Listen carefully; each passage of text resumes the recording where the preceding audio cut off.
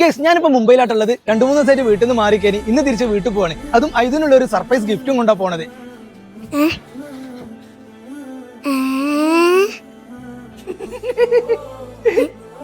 എന്താണ് തുറന്നോക്ക്.